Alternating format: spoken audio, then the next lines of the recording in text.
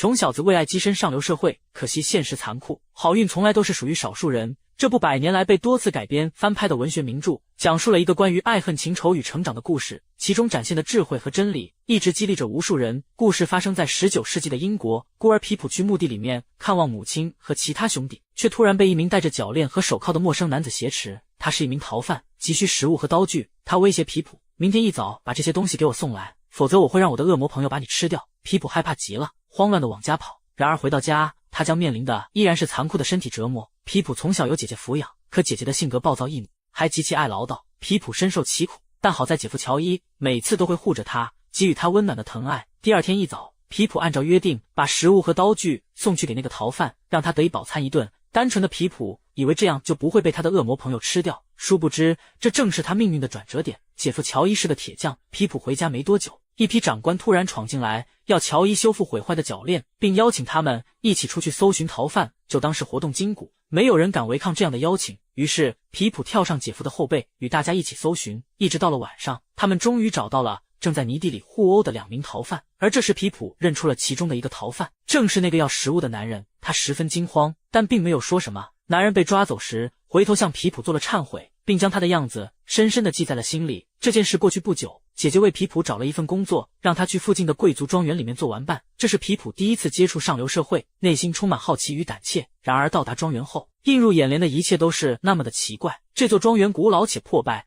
到处一副萧条的景象，即便是白天，房屋内依然是黑漆漆的一片，窗户都被木板封死，堆积的尘土像是几十年没有打扫过。皮普跟随着女孩一路走进去，终于见到了庄园的主人郝薇香小姐。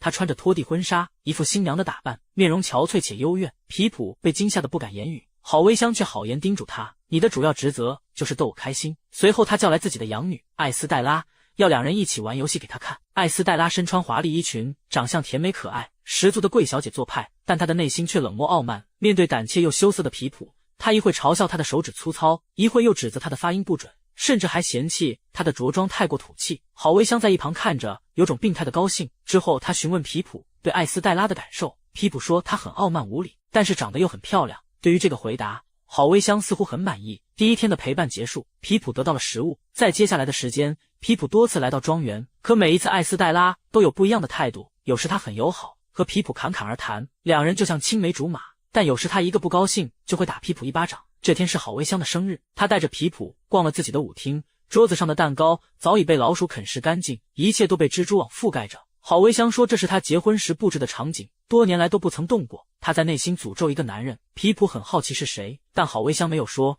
在渐渐的相处中，漂亮又高贵的艾斯黛拉让皮普心动，不禁在心中种下一颗爱的种子。这天皮普在院子中遇到一个穿着优雅的男孩，他挑衅般的要与皮普决斗，谁知一下子就被皮普打倒。这英勇的样子让艾斯黛拉对他有了不一样的看法。在送他离开的时候，艾斯黛拉主动表示，你可以亲吻我，就是这一个吻，让皮普对人生有了新的思考。为什么有些人可以那样优雅的活着，而有些人用尽全力却还是卑微入土？他不甘心过这样的生活，发誓要做个绅士，或许这样就可以匹配艾斯黛拉。然而在郝薇香看到皮普和艾斯黛拉亲密跳舞的场景后，他竟生气地结束了雇佣关系，驱赶皮普离开。在和艾斯黛拉分别时，皮普说或许我们还会再见，但艾斯黛拉表示永远都不会了。2个人的阶级差距实在太大，皮普只能失望地跟随着姐夫离开。又几年过去，皮普长成了大小伙，跟随着姐夫也成为了铁匠。他的身材挺拔英俊，身边也有了喜欢他的女孩。面对女孩的表白，皮普却表示很抱歉，因为他一直对艾斯黛拉念念不忘。然而什么时候他才能有资格去匹配女神呢？很快，天上掉下了馅饼，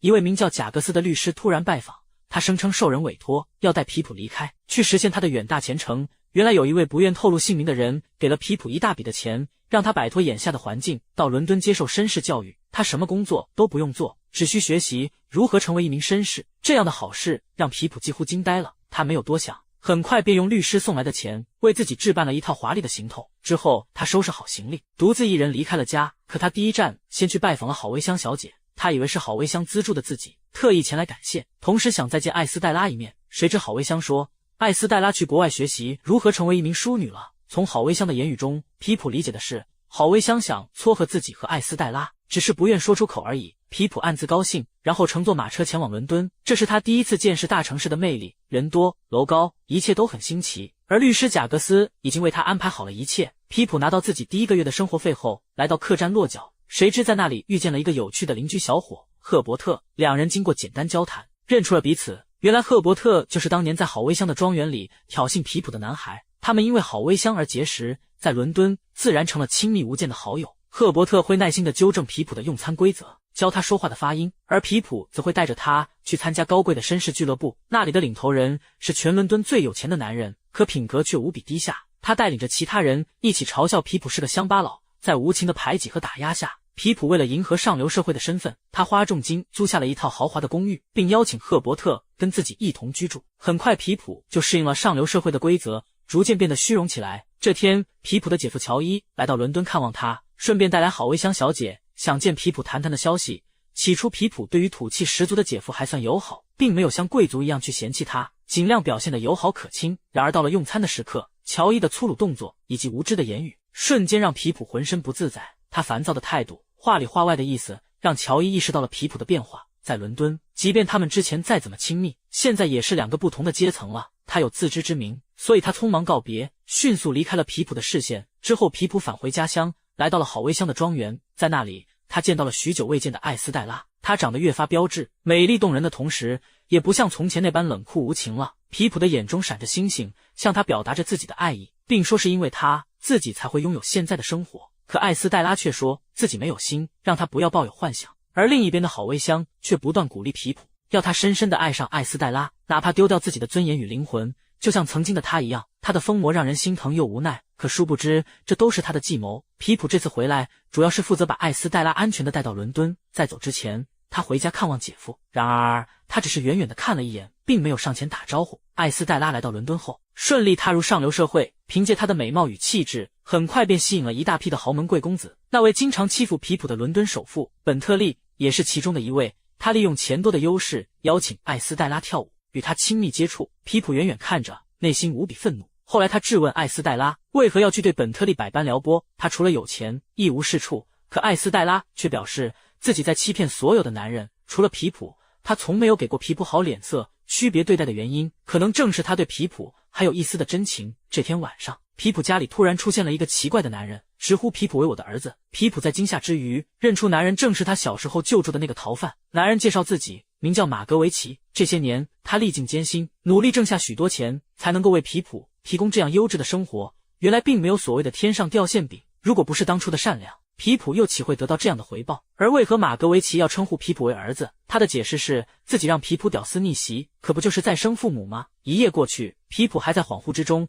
他有太多的疑问需要解答。然而律师得知这个消息后，劝告皮普好好安置马格维奇，因为他是被驱逐出境的，回来被抓住就是死罪。既然真的是马格维奇资助的自己，那好威乡为何又会默认是他在资助呢？皮普再次来到庄园质问好威乡，并责备他一点都不仁慈，让自己抱有幻想却又生生破灭。然而好威乡却说折磨我身边的每一个人是我的乐趣。皮普不相信艾斯黛拉对自己一点感觉都没有，他再次深情表白，发誓自己的爱永不消灭，并祈求艾斯黛拉跟自己走。可艾斯黛拉被圈养这么多年，早已变成好威乡的工具人，诱惑男人再抛弃男人才是他的任务。他不敢也不愿去抓住幸福，最终艾斯黛拉还是乖乖回头趴在好威乡的膝上，拒绝皮普的示爱。皮普在这一刻信念崩塌，对生活也没有了期望。回到伦敦后，他拿出剩下的所有钱给好友赫伯特找了一份好工作。尽管马格维奇表示还要给他购买一处豪华的房子，配备马匹车辆，但皮普并不想要这些。为了让皮普了解所有的事情，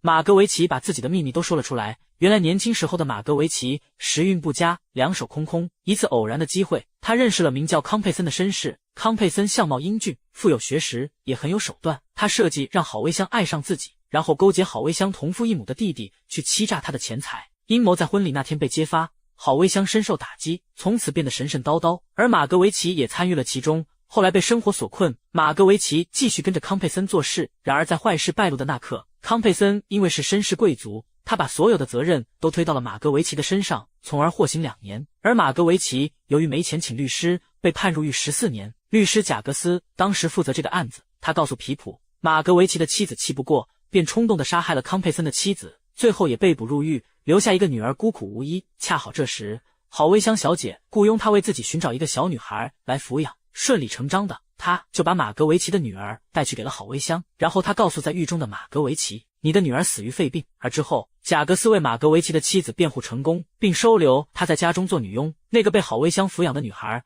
毫无疑问正是艾斯黛拉。皮普知道郝薇香不会让艾斯黛拉好过，于是怒气冲冲地跑去质问她还想干什么。可这时的郝薇香竟开始后悔了，为了满足自己复仇的快感，她让艾斯黛拉变得和自己一样不幸，同时也害苦了皮普。她希望皮普能原谅自己，但皮普已经不想说什么了，因为在几天之前，艾斯黛拉为了反抗郝薇香，私自和本特利结了婚。她的婚姻生活可想而知。郝薇香在疯狂的忏悔中，意外弄掉了桌子上的蜡烛，随即她的婚纱被点燃，瞬间成了一个火球。皮普听到惨叫声，急忙返回，并用尽全力扑灭了大火。可郝薇香还是失去了生命，结束了可怜又可恨的一生。律师贾格斯劝皮普不要把真相说出来，如果艾斯黛拉知道自己的父亲是个罪犯，母亲是个杀人凶手，那他该如何继续生活？皮普认同这样的观点，并决定把马格维奇送出境，让他可以安全地度过余生。可天不遂人愿，马格维奇还是被抓住了，他身受重伤，所有的钱财也都被没收，很快将被处以绞刑。在他的弥留之际，皮普将他女儿还活着的事情说了出来，并告诉他，你的女儿是个漂亮的淑女，享受着贵族的生活，还有许多有权势的朋友，并且我爱她。马格维奇听后微笑着离开了人世。由于没有了钱财，皮普被各种账单欠款折磨得生不如死。在危难关头，姐夫乔伊出现了，他安慰皮普振作起来，并拿出毕生积蓄替他还清了所有债务。后来皮普背着行李返回家乡，回到了曾经居住的房子，度过了一段安心且快乐的时光。时间一晃又几年过去，皮普和好友赫伯特创办了公司，通过自己的努力，成为了货真价实的有钱人。而这时，艾斯黛拉出现在他的面前，两人散步在小路上。艾斯黛拉感慨着自己的经历，从小到大，她一直都生活在扭曲破碎的环境中，没有丝毫的幸福可言。现在她的丈夫离世，她希望自己能有一个正常的人生。言外之意，她是想和皮普再续前缘，只是许久的离别让她极度的不自信。而皮普在沉默过后，哽咽着表示，我一直爱着你，从未改变。故事在两人牵手的那一刻结束，赋予了他们完美的结局。皮普从纯真的贫穷少年到一夜暴富，再到一无所有，回归亲情，最后他通过自己的努力获得成功，并和女神再续前缘。这个过程或许就是远大前程的意义，让人领悟到生活背后的真实样子。